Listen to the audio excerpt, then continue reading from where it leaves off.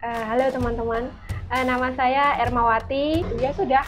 Tugas saya mengantar sampai ke KBRI, habis itu sama menulis tentang kisah dia, apa sih sebenarnya yang terjadi gitu. Ternyata sudah bertahun-tahun dia tuh disiksa seperti itu dan dia baru bisa kabur itu hari itu. Yuk di pojok.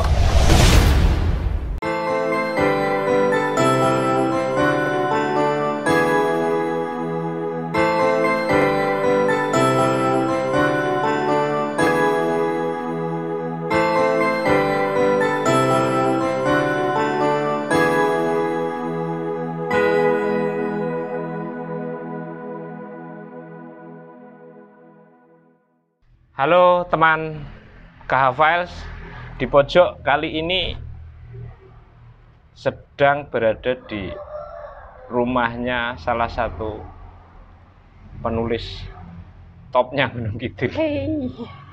Saya mengenalnya Mbak Melsa Liha. Ya. Dan itu sekaligus sebagai nama pena gitu. Ya. Selain sebagai penulis, beliau juga menjadi salah satu duta minat baca. Duta baca DIY, yang tentu juga memiliki tugas-tugas moral dalam mencerdaskan kehidupan anak-anak bangsa. Ini ngeri ya. Mbak Mel, sebelum cerita banyak nih tentang dunia menulis dan dunia baca Gunung Kidul, Jogja, dan Indonesia. Sebutkan dulu nama sebenarnya Mbak Mel. Oke. Biar nek goleki ben gampang lho, ning desa kan Ya. Melsa Liha angel golek-golekan. Oke. Halo teman-teman. Nama saya Ermawati. Bisa dipanggil Kak Mel, bisa dipanggil kalau anak-anak Bu Erma biasanya ya, karena saya diamanahi oleh desa untuk mengajar di PAUD, menjadi pendidik PAUD. Oh, guru PAUD juga? Iya, guru PAUD. Menyedihkan ini nanti ceritanya pasti karo guru PAUD ini. Ini beberapa teman saya seperti Mas Kandar dan lain-lain mesti begitu mendengar guru PAUD gitu mesti itu guru PAUD, ini guru pahit. Guru pahit. Oh. Pahit banget sih. Iya. Itu aktivitas sehari-hari itu mengajar dari hari Senin sampai Kamis, kemudian menulis masih jadi jam terbang yang utama itu di pagi-pagi biasanya atau di malam hari ketika orang-orang tersayang saya sudah tidur. Itu menjadi waktu-waktu istimewa buat saya untuk menuangkan ide-ide. Kemudian untuk membaca buku setiap saat. Jadi di dalam tas saya itu setiap tas yang saya bawa itu pasti ada buku. Jadi tidak satu buku, Pak. Jadi tidak satu buku ini harus saya baca selesai, tapi ada banyak buku. Jadi di tas ini ada buku ini, di tas ini ada buku itu, seperti itu. Jadi kemanapun misalnya posisi saya lagi nunggu sesuatu atau nunggu gajian, itu emang guru PAUD ada gajinya? Itu adalah sedikit. Siap. Ada. Yang penting disyukuri lah. Disyukuri. Aku tetap teguh kok jadi pendidik PAUD, ya kan. Mbak Liha, sebelum jenengan memahami atau ikut terlibat dalam dunia tulis menulis. Dulu itu SD-nya di mana, SMP-nya di mana, SMA-nya di mana? Waduh, ini membawa nama alma mater. Oh iya, harus dibanggakan dong. Saya SD-nya di SDN Pelembutan 1 ya, sebelah. Pelembutan Pelayan, Pelembutan 1. Kemudian di SMP Negeri 1 Pelayan kelas B. Ada yang alumni saya. Pelayan ya? Iya, kelas B. Kemudian SMA-nya di SMK Negeri 4 Yogyakarta. Mengambil jurusan pariwisata perhotelan. Pariwisata kita sama, kita punya latar belakang sama ini. Bartender. Oke, setelah itu saya tak ceritain sekalian. Iya dong. Oke, setelah itu saya karena belum bisa kuliah waktu itu, tahunnya di titik-titik atau mau langsung saja silakan. Yang penting tidak membahayakan jenengan, silakan. Oke, tahun 2004 itu ketika umur saya 19 tahun saya memutuskan untuk merantau ke luar negeri karena pengen sekolah sendiri, ya pengen kuliah sendiri, nggak nyusahin orang tua. Intinya ya pengen ngerti luar negeri gitu.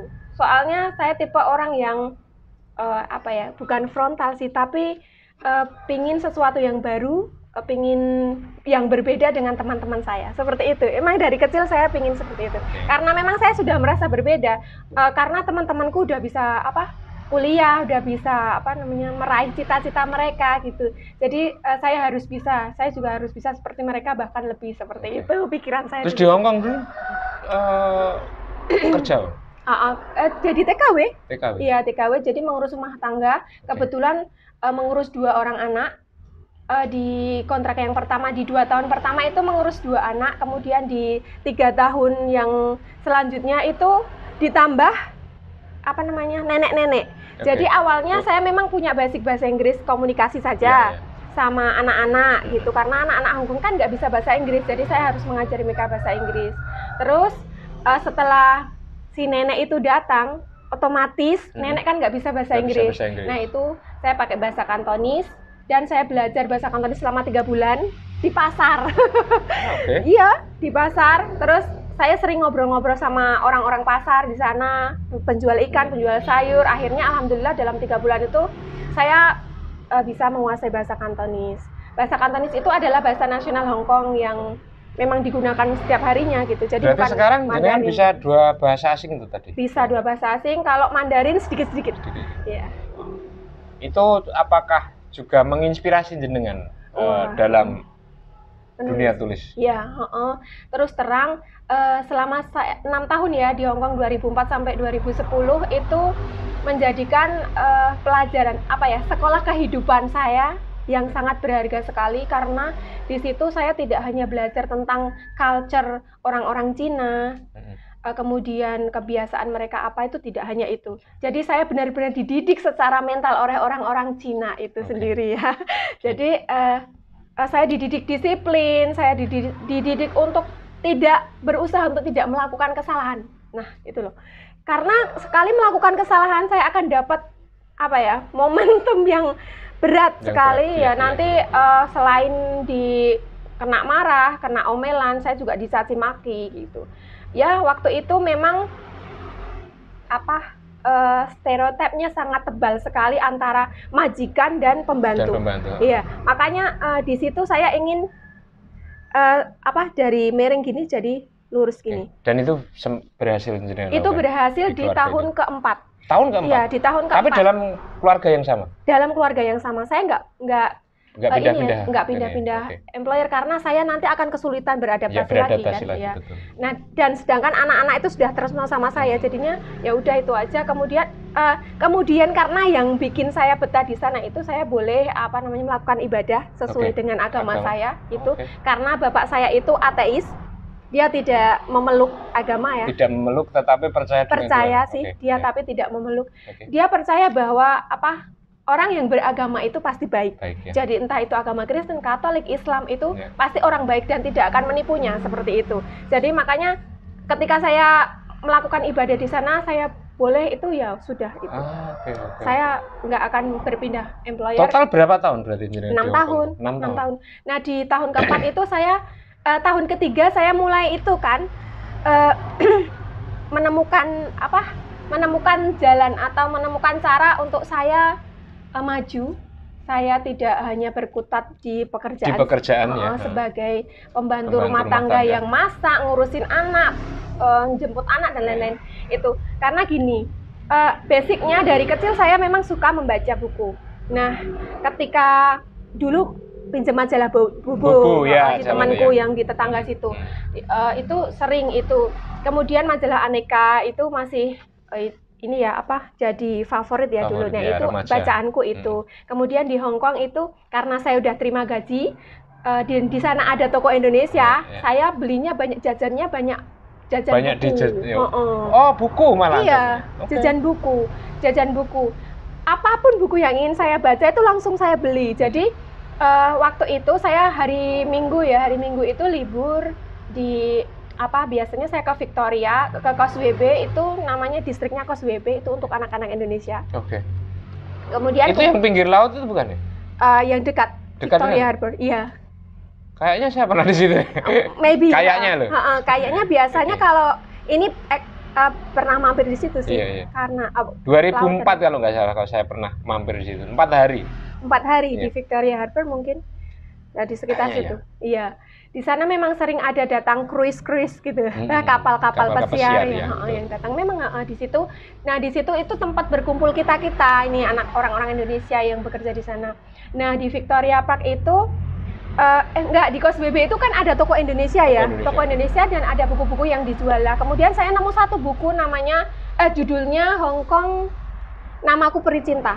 Itu, Namaku Peri Cinta. Iya, Hong Kong Namaku Peri Cinta. Okay. Itu adalah kumpulan antologi cerita pendek yang ditulis oleh buruh migran, para buruh migran. BMI itu ya? Ya, BMI yang ternyata di sana itu tergabung dalam sebuah organisasi kepenulisan. Shock banget kan di situ. Wah, ternyata buruh migran itu ada yang bisa nulis gitu. Terus kalau aku suka baca dan aku pingin berkarya, berarti aku bisa dong gitu. Terus saya cari itu di Victoria Park. Saya tanya-tanya ke orang-orang, ada nggak sih organisasi kepenulisannya ini yang namanya Forum Lingkar Pena, dulu itu wilayah Hong Kong. Nah itu kemudian saya menemukan di pojok Taman Victoria Park itu. Kemudian ulangi lagi, di pojok? Iya, di pojok Taman. Di pojok Taman Victoria Park itu ada sebuah balai seperti balai gitu. Nah, tempat orang tua olahraga itu ada, mereka menggelar plastik yang taplak meja itu untuk itu berkumpul dan belajar tentang literasi di sana. Dan mereka semua orang Indonesia? Mereka semua orang Indonesia. Kenapa mereka bisa menulis? Karena mereka ternyata usut itu mereka mendatangkan penulis-penulis dari Indonesia yang penulis tersohor seperti siapa aja? Habibur Rahman El Sirazi, kemudian atau Kang Apik ya yang penulisnya ayat-ayat cinta, kemudian Asma Nadia, Mbak Asma itu pendirinya atau foundernya Forum Lingkar Pena, kemudian Mbak Helvi Tiana Rosa itu guru besar juga, itu sering datang ke sana. Ada juga penulis-penulis lain dari media-media wartawan itu yang diundang. Jadi mereka tuh sebenarnya kaya banget, maksudnya kaya ilmu banget dari penulis-penulis senior karena mereka gini. Jadi di Indonesia ketika kita tidak ada kesempatan, kita tidak punya uang untuk berkarya karena kan jerba suki mawa bea ya. Nah itu makanya keterbatasan kami itu benar-benar kami wujudkan ketika di Hong Kong. Nah, artinya ketika ternyata beo yang di Indonesia itu ternyata tidak mampu mendukung atau mensupport cita-cita kita, ternyata di sana bisa dipecahkan ya? Iya, ternyata gaji kami bulanan itu selain kami kirim ke Indonesia juga kami usahakan untuk masih bisa untuk hal-hal yang itu ya memajukan potensi kita. Untuk mendapatkan ilmu yang lebih lagi. Jadi Pak, di Victoria Park itu ada ratusan organisasi ya. Jadi jangan salah kalau ada orang yang bilang buruh migran atau TKI itu biasanya kan orang Indonesia disebut TKI ya. TKI itu nggak literate, mereka itu orang-orang bodoh. Orang-orang bodoh. Salah sekali. Karena apa? Sebenarnya ya di lingkup Hong Kong sendiri yang BMI-nya banyak sekali itu ternyata mereka semua itu justru ke sana untuk meliteratkan diri, jadi membangun literasinya di sana. Jadi kesempatan kita itu terhambat di Indonesia, tapi kita mewujudkannya di sana. Kami merasa itu adalah satu kesempatan besar untuk kami menunjukkan bahwa kami ini bukan TKI yang bisa dijajah. Jangan sembarangan sama kami seperti itu. Ya. Kalau melihat apa yang dilakukan oleh teman-teman yang di Hong Kong, saya memang selalu salut bahwa kemudian ternyata mereka bisa masuk di banyak dunia selain dunia kerjanya yang setiap harinya. Hanya apa sih kemudian yang dilihat oleh teman-teman di Hong Kong ini terhadap kampung halamannya? Ya kalau teman-teman saya kurang ini ya. Saya yakin juga hanya karena tidak adanya kesempatan. Tapi kalau saya pribadi memang tidak ada kesempatan itu lantas membuat saya jadi minder, kemudian di kampung halaman ini saya merasa bukan apa-apa gitu, waktu itu ya. Gitu. Kemudian saya juga ingin waktu itu gini, prinsip saya, sebelum sukses saya tidak akan pulang ke kampung halaman. Jadi sebelum saya merasa saya mampu untuk beradaptasi dengan lingkungan yang seperti ini di Indonesia, dengan birokrasi seperti ini, saya tidak akan pulang. Saya pernah bilang seperti itu. Kita ngomong birokrasinya nggak usah dalam-dalam ya. Sampai Tapi paling tidak ini semoga saja bisa menjadi masukan juga bahwa ternyata memang yang mengalami birokrasi yang seperti ini ternyata tidak hanya warga kecil. Maksud saya tidak hanya mereka yang ada di kampung, bahkan itu juga justru malah memacu kita untuk bisa mencari sesuatu yang lebih luas, lebih bisa menyupport kita untuk berkembang. Tahun berapa jenengan kembali dari Hong Kong? Awal tahun 2010.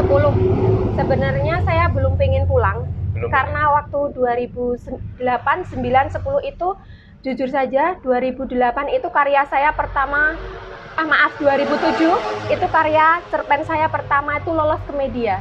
Jadi di sana itu ada tabloid Dwi Mingguan Apa Kabar Indonesia. Itu yang diterbitkan oleh orang-orang Indonesia tapi mereka bekerja di Hong Kong. Jadi khusus untuk BMI atau buruh migran Indonesia yang ada di Hong Kong.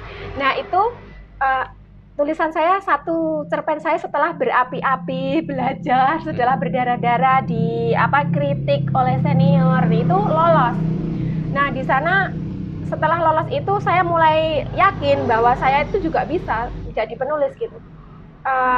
Saya ketawa sendiri, nggak percaya gitu. Oh, ternyata bisa juga ya. Aku nulis satu cerpen dan kemudian dimuat di media dan dibaca ratusan ribu buruh migran yang ada di sana. Kemudian yang online aja juga sudah banyak sekali.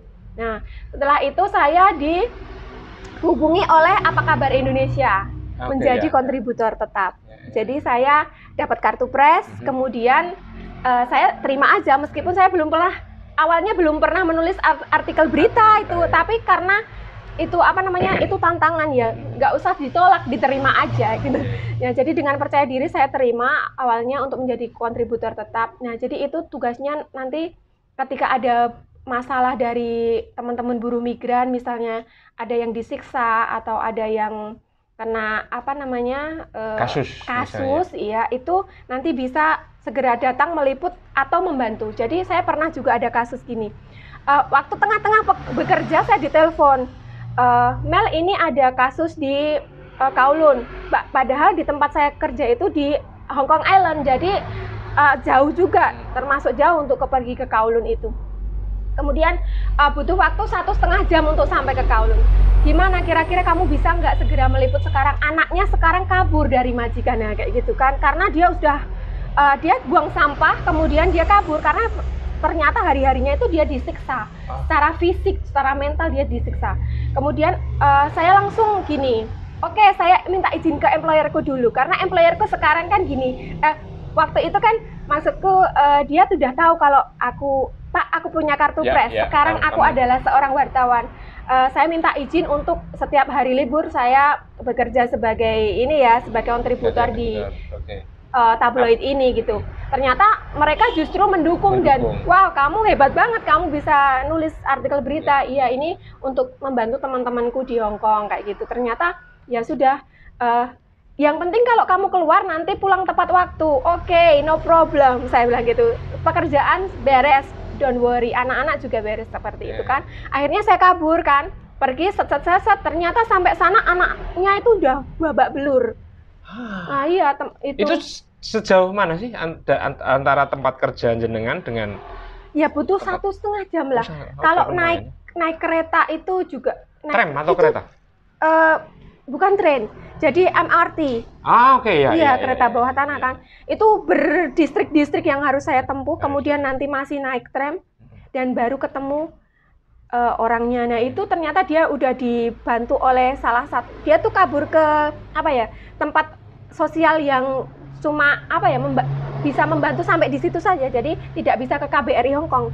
Nah otomatis saya harus bawa dia kan gitu. Terus saya tanya ke manajer saya di Apa Kabar, gimana ini harus saya bawa ke KBRI atau gimana? Iya, tolong antarkan ke KBRI sekaligus saya meliput berita apa yang sudah terjadi sama kamu dan kamu harus ini. Aku takut, nggak usah takut. Jadi kita memberikan juga motivasi ke teman-teman yang down. Itu berita investigasi pertama yang jenengan lakukan atau sebelumnya sudah? Sebelumnya sudah ada. Tapi kegiatan-kegiatan yang biasa? Iya, kegiatan biasa. Kemudian event-event yang dilakukan BMI itu biasanya saya tulis. Tapi kalau kasus-kasus ini memang kadang-kadang memang pilihan sih, maksudnya gitu. Jadi waktu itu saya ditunjuk untuk. Tapi jenengan sebelum berangkat itu sudah mempertimbangkan belum bahwa ini adalah sebuah kasus gitu? Iya, sudah. Sudah dong, sudah. Tentu makanya saya selalu kontakkan sama manajer ini. Tapi nanti saya dibantu loh untuk pertanggungjawabannya. Iyalah, itu udah di bawah ini. Tunjukkan kartu pres kamu, nanti antar ke KBRI kayak gitu. Ya sudah. Tugas saya ngantar sampai ke KBRI, habis itu sama menulis tentang kisah dia, apa sih sebenarnya yang terjadi gitu. Ternyata sudah bertahun-tahun dia tuh disiksa seperti itu dan dia baru bisa kabur itu hari itu. Makanya saya langsung aja, karena mumpung dia bisa kabur ya, saya selamatkan dia begitu. Oke. Ya nggak speechless sebenarnya. Ya. Teman di pojok sebenarnya saya speechless mendengarkan kisah teman-teman yang di Hong Kong yang ya saya pernah beberapa hari bertemu dengan mereka di sebuah kafe kayak gitu. Kadang kita ketemu di situ, janjian ngobrol-ngobrol gitu. Kehidupannya ternyata juga berat juga di Hong Kong. Berat. Tapi ternyata kan menjadikan mental-mental seperti Mbak Mel sekarang. Insya Allah. Ya. Sepertinya memang saya selalu mengatakan hampir semua pemimpin di Gunung Kidul itu harus dari merantau itu harus kayaknya dari merantau harus ngerti orang yang benar-benar nggak dikenal dan budaya mereka seperti apa, harus ngerti semua. Terus yang membuat jenengan itu ingin terus menulis itu apa sebenarnya? Ya selain karena keinginan membuktikan bahwa saya harus berbeda dengan yang lain atau apalah? Awalnya ini saya senang aja, karena saya senang membaca, makanya saya juga ingin membuat atau mendokumentasikan kisah hidup saya yang sebenarnya saya bilang unik sih ya, karena saya itu tidak dialami oleh banyak orang gitu. Jadi saya harus ini adalah novel pertama. Hong Kong, terima kasih cintamu. Iya, itu adalah novel pertama yang saya ini bahasa Indonesia. Ini Hong Kong. Ini bahasa, ini Mandarin itu. Yang ini Mandarin. Yang ini? Ini Hong Kong. Itu Mandarin juga. Itu Mandarin Cyanide itu. Ini tulisannya sama. Nah ini Hong Kong. Tahun berapa ini, Mbak? Ini terbitnya tahun 2010. 2010. Pas pulang langsung terbit.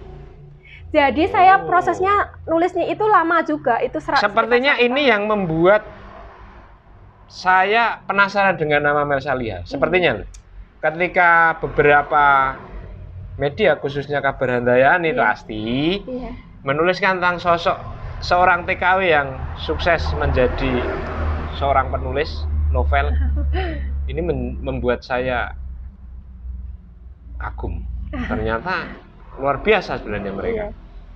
Tahun 2010.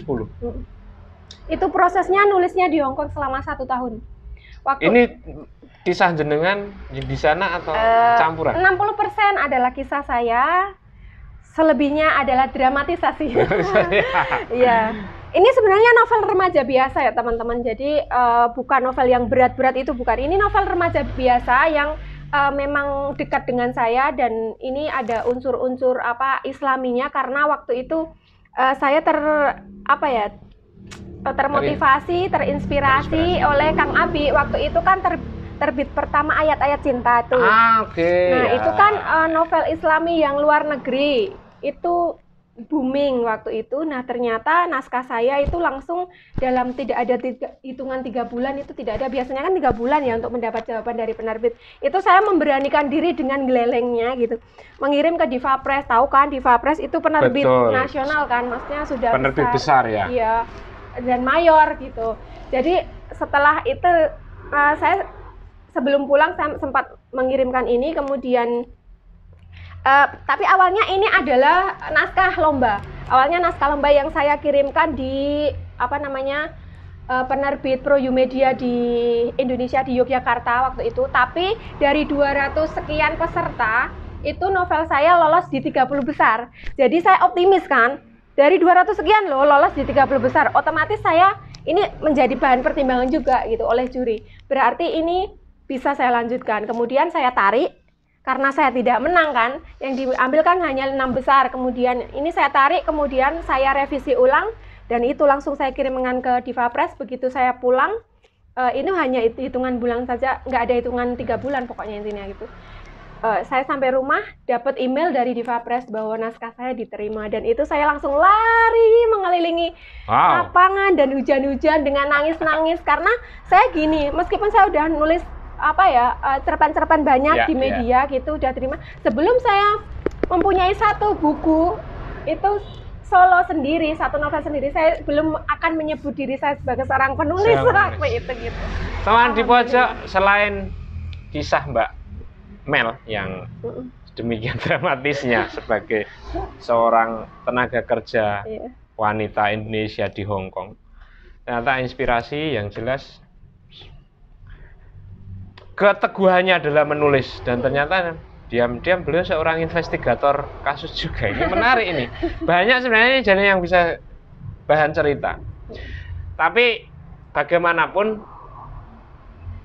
kita harus menghadapi kondisi di mana digitalisasi banyak, termasuk menulis. Mbak Mel, melihat hari ini atau zaman ini yang lebih banyak ke digitalnya saat ini. Sebelum ngobrol tentang digital, tentang nulis di dunia digital, berapa banyak novel atau tulisan atau buku sih yang sudah jenengan buat sejak pertama dulu? Sejak pertama itu sekarang yang berbentuk fisik? Berbentuk fisik itu 11 novel. Wow. Dan 10 diantaranya itu mayor penerbitnya, dan 1 itu yang ini itu indie. Indie ini pas COVID-19 ini saya menerbitkannya. 2021. Maudisha. Ya. Ini adalah tentang pariwisata. Jadi ini latar belakang Gunung Kidul juga kan? Bukan. Itu waktu saya dapetin ketika jalan-jalan ke Kuala Lumpur 2018 lalu.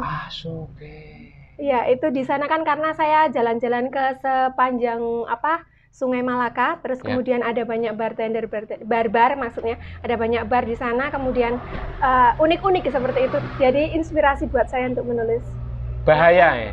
Seorang penulis novel ternyata bahaya, jangan sering ajak jalan-jalan karena apa-apa bisa jadi buku ini. Ini ada cinta. Nah, ini thriller ini. Crying Winter. Iya. Ini settingnya Hong Kong Korea. Tahun berapa? Tahun 2011. Setelah ini jadi jenengan tuh justru menjadi produktif begitu di rumah? Iya, begitu di rumah. Tapi itu juga tabungan dari ketika saya di luar negeri. Iya, itu tabungan. Ini settingnya di Malaysia, kalau ini settingnya Hong Kong Korea, kemudian ini settingnya London, ini settingnya Taiwan.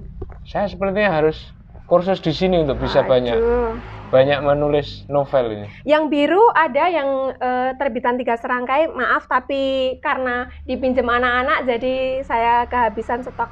Ya, yang khusus dijual sudah habis, laku keras kayaknya. Masih ada. Masih ada. Yang ini masih ada. Jadi yang terakhir, karya terakhir yang ini. Iya, Maudisha. Yang bertepatan dengan Covid. Iya, itu pas Covid-19 karena penerbit sudah membatasi penerbitan buku mereka, jadi penerbit mayor itu sudah tidak menerima naskah-naskah di luar mereka event-event lomba yang terpilih, yang pemenang lomba itu kan hanya sedikit-sedikit ya.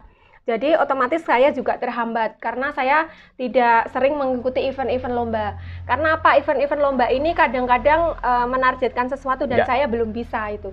Saya belum bisa karena saya menulis sesuai dengan passion saya. Tapi dari indie ini, bagaimana perbedaannya atas penjualan yang seperti ini? Maksud saya, ya bukan penjualannya sih, tapi minat orang untuk memilikinya. Iya, kebetulan kalau yang ini indie ini memang penjualannya berbeda dengan yang lain-lain. Kalau yang ini berapa kemarin sampai terakhir? Jangan tanya berapa, ini saya malu tapi yang jelas malunya karena malu saking banyaknya atau saking sedikitnya nggak ada bandingannya kalau yang buku dari buku ini. Karena memang tentu ini juga dibantu oleh publisher dan lain sebagainya. Iya. Dan ini sendiri, distribusi sendiri kan, tapi juga dibantu oleh penerbit. Jadi setengah-setengah gitu kan. Itu alhamdulillah ini masih dengan pembaca setia saya, semuanya masih memesan buku saya. Kemudian sekarang ini juga masih jalan sih, tapi ya nggak banyak-banyak amat. Kalau yang 2 ini luar biasa, bestseller. Bestseller ini cetak ulang 2 kali, ini cetak ulang, ini 3 kali, ini 2 kali. Dan itu luar biasa menurut pencapaian saya. Yang luar biasa. Iya. Sebagai seorang TKW, Ya. Sebagai seorang Semoga saja ini menginspirasi banyak orang ya Mbak. Karena kadang orang bekerja di luar negeri hanya melulu karena ingin mendapatkan uangnya, bekerja dan selesai, tanpa mencoba untuk belajar sesuatu yang baru. Ini menarik sekali. Ya. Lalu saya memperhatikan juga bahwa jenengan saat ini aktivitasnya di PAUD ya? Iya, di PAUD. Di PAUD. Kenapa Mbak pengen di PAUD? Karena terpanggilan desa? Bukan, panggilan hati. Karena jujur saja saya suka sama anak-anak, kemudian saya ini yang jelas di PAUD itu fleksibelnya begini, saya dekat rumah, saya masih bisa mengurus macam-macam, kemudian saya masih bisa juga bekerja sebagai penulis, kemudian mendukung juga aktivitas saya sebagai pegiat literasi gitu. Jadi pengelola saya selalu welcome, selalu memberikan kesempatan buat saya untuk maju. Karena gini ya, soal tadi ngomong pendidik pahit ya, emang pahit. Saya nggak mau bahas itu terlalu dalam loh. Ini plesetan saja teman-teman. Tapi jangan mesake. Ya tapi benar. Jadi kami sekarang ini masih berjuang, meskipun kami tidak terlalu memikirkan harus target jadi ASN atau apa enggak. Tapi kita step by step. Kita pasti bisa menuju ke sana karena apa yang bisa membayar kita itu hanya Tuhan. Wow. Manusia tidak mampu membayar kami. Oke. Pemkab Gunung Kidul sekarang percayakan pada Tuhan saja biar para guru tidak mendapatkan. Enggak, ini bercanda. Tentang literasi tadi, sebagai penggiat literasi. Teman di pojok sebenarnya saya dan Mbak Mel ini tergabung dalam satu forum. Ya, walaupun saya menulis juga hanya menulis sesukanya saja. Tapi kami kebetulan juga sedang ada proyek kecil-kecilan dengan Dinas Kebudayaan atau Kundo Kabudayaan Gunung Kidul, yaitu menulis sejarah pemerintahan desa atau kalurahan di Gunung Kidul. Iya, 25 dan ya. 25. Dan itu tentu hal seperti ini buat jenengan sesuatu yang baru lagi karena dari berkecimpung di dunia imajinatif novel, jenengan harus masuk pada sesuatu yang real. Tetapi kita bahas nanti saja kalau teman-teman yang lain juga sudah selesai. Oke. Dan yang pasti, kabar terakhir adalah jenengan menjadi salah satu pengurus gerakan minat pemasyarakatan minat baca Gunung Kidul itu pengurus. Iya. Tetapi sebagai duta baca DIY tahun 2020 sampai 2023. Sampai 2023. Iya. Berarti ada pemilihan lagi 2023? Ya, ada pemilihan lagi. Anak-anak jenengan sudah siap untuk menggantikan anak? Usianya belum. Cerita Mbak, apa aja sih duta baca? Duta baca itu sebenarnya tugasnya itu ya memang ini kalau di DIY mengembangkan minat baca menjadi budaya baca di seluruh kabupaten di DIY, 4 kabupaten 1 kota itu kan. Kemudian masyarakatkan perpustakaan ya daerah istimewa Yogyakarta, kemudian juga yang ada di kabupaten, kemudian dimanapun kami ditugaskan ya harus siap gitu. Jadi apapun programnya dari perpustakaan daerah atau DPAD yang di Geraha Tama itu ya kita maju gitu. Parameternya apa sih Mbak untuk melihat masyarakat itu berminat membaca? Sebenarnya kami minat baca kami itu juga dikaitkan dengan literasi yang bukan hanya membaca buku saja, literasi terapan. Jadi kalau saya mengatakannya literasi terapan itu, jadi kami juga berusaha untuk memberikan support media misalnya buku-buku bacaan yang kiranya itu membantu untuk UMKM mengembangkan. Nah, misalnya ada masyarakat yang kesulitan untuk mendapatkan informasi tentang membuat tempe misalnya. Itu kami juga harus bisa, misalnya ada yang bertanya juga harus bisa memberikan referensi gimana sih caranya membuat tempe dan memasarkan gitu. Nah, kalau di dunia digital sekarang tugas kami juga sebagai nanti memberikan gimana sih Mbak caranya memasarkan tempe itu biar nggak hanya lingkungan lokal saja yang tahu gitu. Oh iya, caranya dengan pemasyarakatan literasi digital. Nah, literasi digital itu gimana caranya kita mengiklankan, kemudian macam-macam. Jadi secara online, nah seperti itu. Saya melihat kontradiktif dari teman-teman seperti Mbak Mel sekarang ini. Gimana? Di satu sisi jenengan adalah guru PAUD. Ya. Yang masih terus berjuang. Ya. Tapi di satu sisi terus memperjuangkan UMKM yang sebenarnya mereka sudah mapan, hanya tinggal pemasaran. Kalau dilalahnya konsumen UMKM-nya itu guru PAUD lah, nggak semuanya pahit jadinya. Yo, nggak apa-apa karena kita kan ya hidup berdampingan toh ya. Kita ini kan intermezzo. tapi dari ini tadi sebagai duta baca sekaligus jenengan adalah penggiat literasi lah, saya menyebutnya. Itu bagaimana kondisi saat ini terkait dengan digitalisasi tulisan juga? Digitalisasi tulisan menurut saya sekarang karena banyak yang dikit-dikit nyalahin HP, dikit-dikit nyalahin gadget gitu ya. Menurut saya sih kemarin saya habis ngobrol dengan Duta Baca 1 Yogyakarta, Kak Ferry Anggara gitu. Kak Ferry Anggara itu orang mana? Itu Duta Baca 1 presenter DIY, presenter TVRI Yogyakarta. Jadi beliau adalah Duta Baca 1, saya runner up-nya. Oke. Nah, kemarin tuh saya kebetulan bertemu dalam juri Duta Baca, pemilihan Duta Baca Kabupaten, dan kami ngobrolin soal nggak usah ngomongin soal program kerja ya. Oke, tentang 1 jam tanpa gadget. Misalnya program literasi 1 jam tanpa gadget itu yang kami pikirkan yang 23 jam itu sudah bisa 1 jam itu sudah bisakah mengcover 23 jam anak-anak pakai gadgetnya gitu. Bisakah gitu.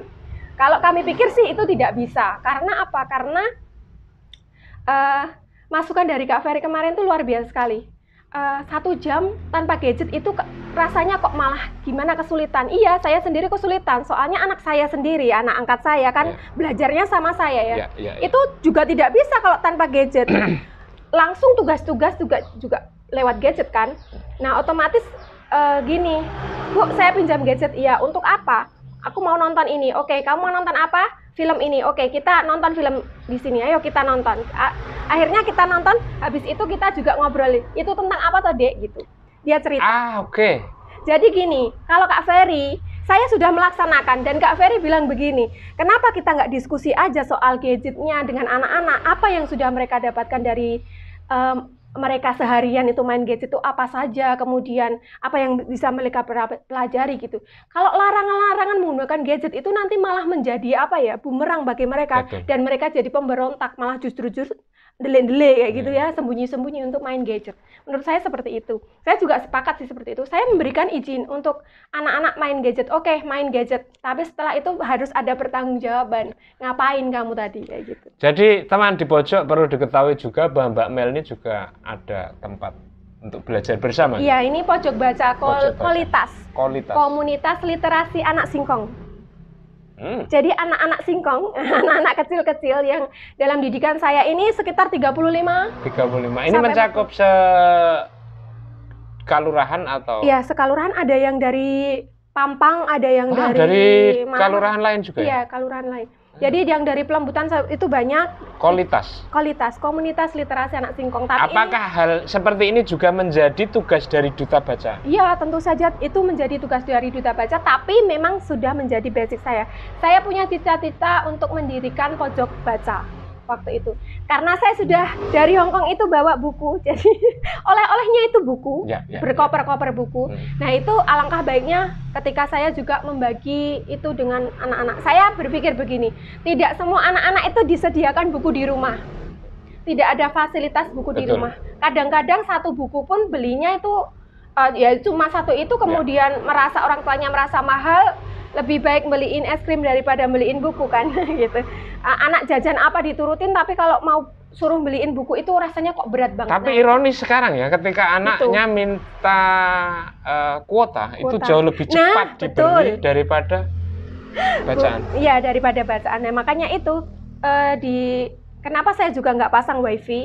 Sebenarnya saya ingin pasang, tapi saya khawatir nanti anak-anak kesini hanya untuk mabar, ya main bareng gitu.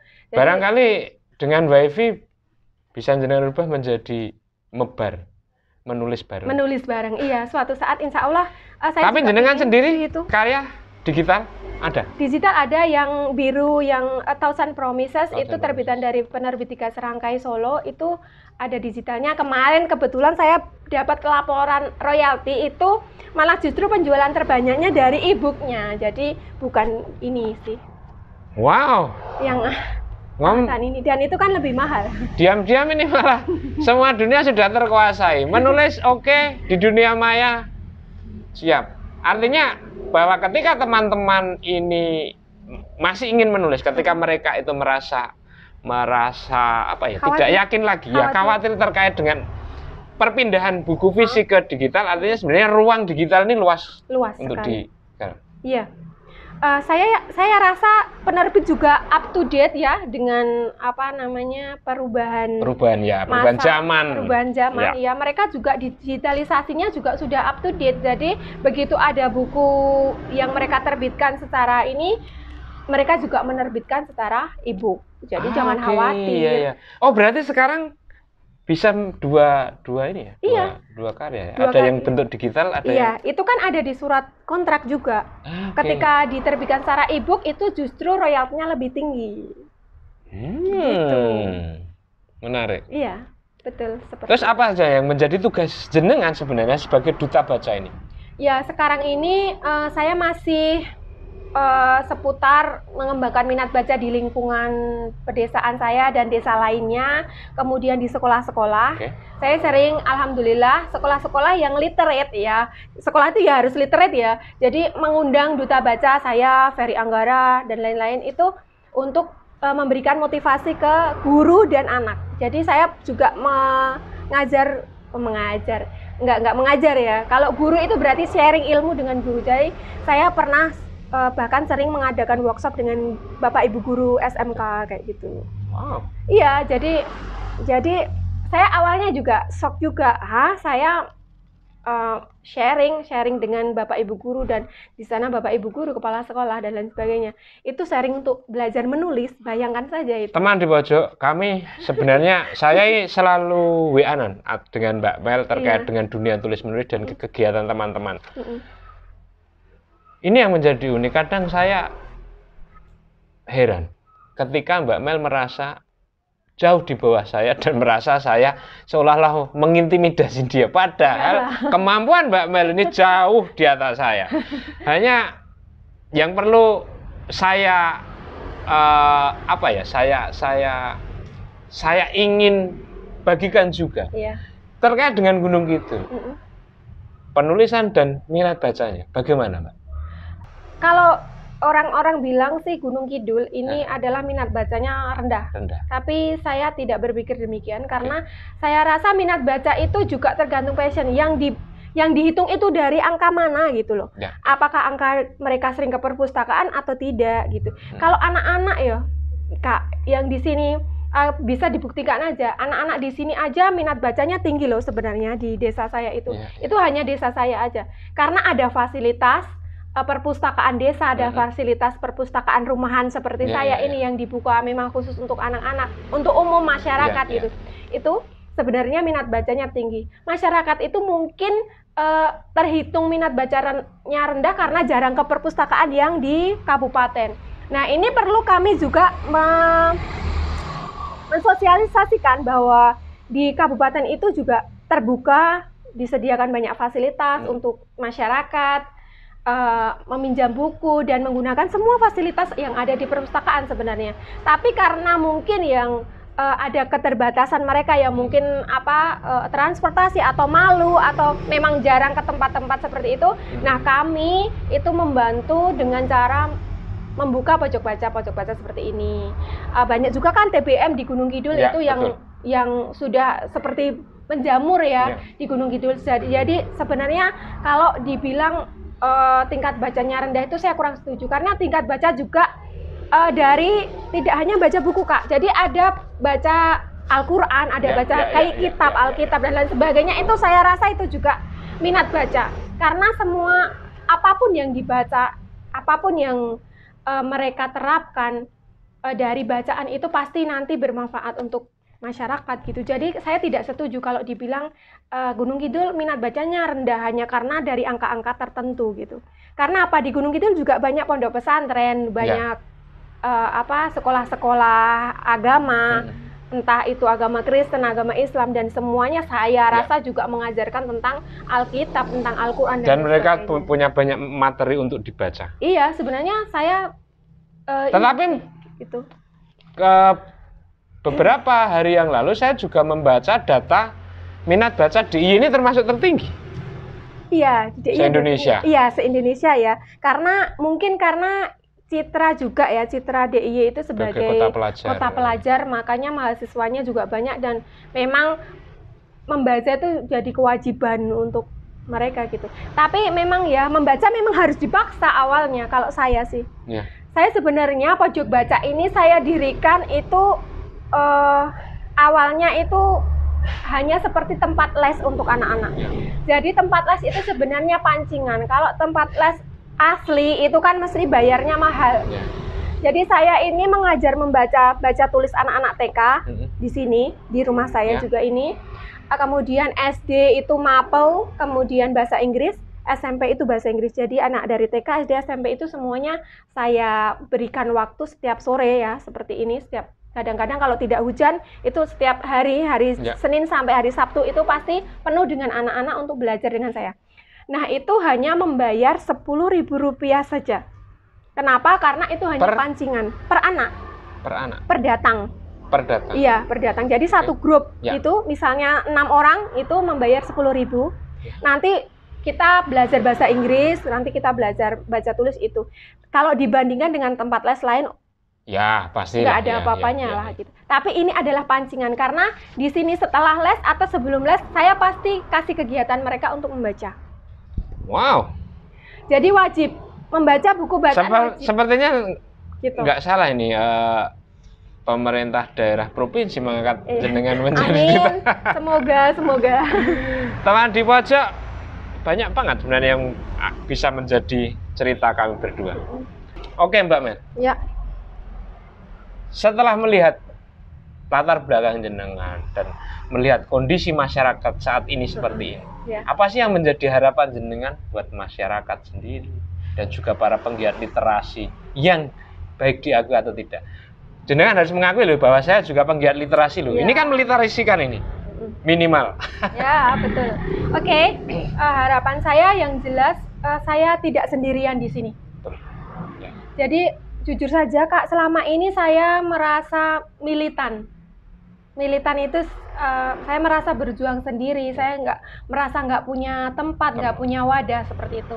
Nah, ketika saya jadi duta baca itu saya mulai ada yang memperhatikan. Kemudian saya mulai mengenal pegiat-pegiat literasi lain, baik dari TBM maupun duta-duta yang lain gitu. Nah, jadi harapan saya semua bersinergi dari baik yang diakui itu dalam bentuk apa? Mungkin dalam bentuk duta baca atau dalam bentuk apa? Gitu ya. Yang baik yang diakui oleh kedinasan maupun yang tidak diakui itu sama. Kita nggak bisa hidup sendiri. Betul. Saya nggak bisa berjalan sendiri. Saya kemarin ngobrol juga sama Kak Ferry Anggara. Kak, kita mau berpisah ini. Kita udah kerjanya hari ini cukup sampai di sini. Kira-kira saya mau bagaimana ini? Ya seperti biasa Kak, tetap kita bersilaturahim, tetap saling support. Nah, seperti itu. Jadi, saya pinginnya tidak hanya saya sebagai duta baca, tapi juga teman-teman yang justru sebenarnya lebih giat dalam literasi, yang tidak terakui, yang belum mendaftarkan sebagai duta baca, itu justru malah bersinergi dan bekerja sama untuk meningkatkan literasi masyarakat di Gunung Kidul khususnya, dan DIY lah pada umumnya, seperti itu. Kemudian, literasi itu benar-benar bisa bermanfaat tidak hanya untuk diri kita sendiri, tapi juga untuk keluarga, untuk masyarakat, teman-teman sekitar, seperti itu. Nah, seperti juga menulis sejarah desa ini juga menjadi pengalaman saya yang sangat berharga sekali, karena saya dirasa mampu karena saya ditunjuk dengan Pak Joko juga, maksudnya jadi partner ya, maksudnya jadi satu tim gitu sama Pak Joko itu, Mas Hari, Pak Joko itu, saya merasa Wow, gitu. Jadi saya dipercaya oleh masyarakat. Kemarin saya bangga begitu di wow sama jenengan. Kemarin saya bangga, wah saya ternyata lebih hebat. Tetapi setelah ini seperti saya, loh, ternyata aku kemarin cuma dibombong. Gitu. Enggak lah. Selain ini Mbak, apa yang dilakukan oleh teman-teman di penggiat literasi, baik yang di bawah Perpusda, itu apa sih yang kemudian bisa dilakukan oleh teman-teman yang tidak bisa menulis atau ingin menulis tetapi belum punya wadah? Adakah wadah-wadah selain Forum Penulis Negeri Batu tentunya? Jadi teman di pojok Gunung Kidul ini ada sebuah komunitas menulis, bebas menulis apapun, suka menulis apapun, itu namanya Forum Penulis Negeri Batu. Selain itu ada nggak Pak? Saya yakin ada banyak sekali ruang-ruang untuk teman-teman bisa bergabung di organisasi. Saya belum bisa menyebutkan apa saja, tapi kemarin itu teman-teman dari TBM itu juga menyebutkan saya itu dari organisasi kepenulisan ini. Jadi saya yakin itu banyak sekali. Mungkin teman-teman hanya perlu mencari info lain aja, maksudnya info lagi untuk organisasi apa sih yang bisa saya ini gitu. Tapi saya sendiri terbuka. Jadi setiap ada siapapun yang meskipun belum saya kenal itu WA saya, Kak, saya ajarin saya menulis gitu. Kamu mau tanya soal apa? Terus kamu itu siapa? Mau tanya soal apa? Ayo kita ini berdiskusi bisa. Jadi saya terbuka kok. Jadi besok sebentar lagi akan semakin banyak orang yang datang kan jenengan untuk menanyakan bagaimana menulis sejarah pemerintahan desa. Kalau sejarah ke Pak Joko ya, sama Pak Hari. Teman di pojok sebenarnya banyak sekali yang bisa kami obrolkan terkait dengan Mbak Mel dan karya-karyanya ini. Di Gunung Kidul ini banyak sebenarnya orang-orang seperti Mbak Mel yang kemudian menemukan dunia menulis ini dan memperbanyak literasi tentang kondisi daerah maupun secara global dengan berbagai cara kepenulisannya. Mbak Mel, terima kasih sekali berkenan di pojok, walaupun masih di pojok, semoga akan segera menguasai yang tengah. Sami-sami. Tetap di pojok saja.